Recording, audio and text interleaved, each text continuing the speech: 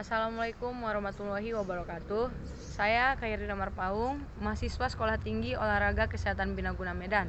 Saya dari kelas PJKRB semester 2, NIM 2003100052. Di sini saya akan menjelaskan tentang konsep alat pembelajaran, bahan pembelajaran, metode pembelajaran, dan media pembelajaran.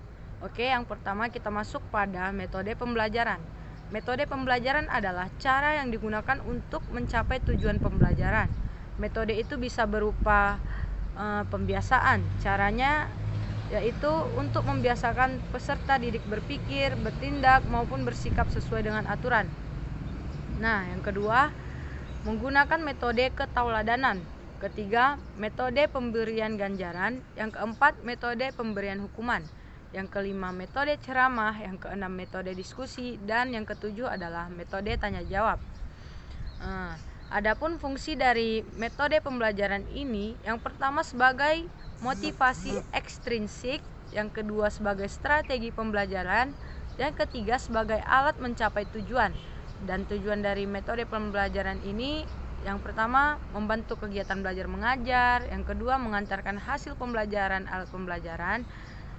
Nah, alat pembelajaran adalah segala sesuatu yang dimanfaatkan atau digunakan untuk menjelaskan konsep pembelajaran dari materi yang kurang jelas atau abstrak menjadi materi yang jelas dan menjadi jelas atau nyata. Selanjutnya, tujuan alat pembelajaran sendiri yang pertama adalah agar proses pembelajaran lebih efektif dengan meningkatkan semangat belajar siswa. Yang kedua, agar belajar lebih jelas. Siswa dapat menyesuaikan saat berada di dalam kelas maupun berada di luar kelas. Selanjutnya, manfaatnya sendiri adalah pertama untuk menimbulkan minat dan bakat peserta didik. Yang kedua, mencapai tujuan sasaran. Yang ketiga, mempermudah saat penyampaian materi pendidikan. Oke, selanjutnya kita masuk pada media pembelajaran.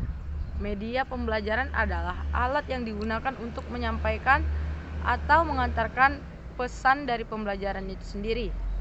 Fungsi dari media pembelajaran itu sendiri, yang pertama menangkap momen penting atau hal-hal yang tertentu.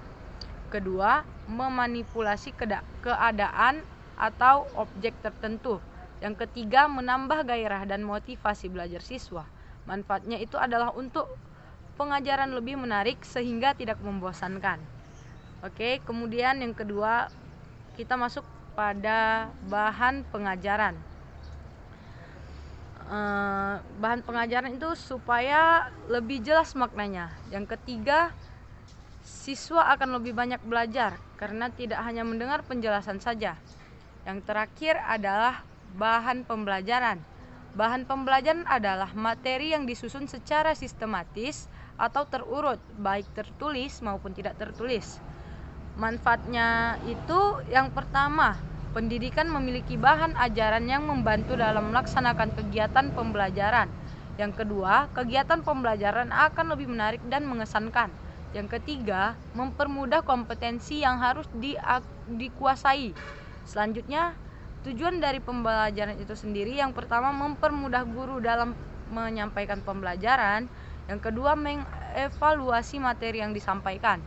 Nah, oke teman-teman, itu adalah 4 konsep kompetensi seorang guru. Yang pertama itu tadi saya menjelaskan dari metode pembelajaran, yang kedua ada alat pembelajaran, yang ketiga media pembelajaran, dan yang keempat adalah bahan pembelajaran. Oke, sekian video dari saya.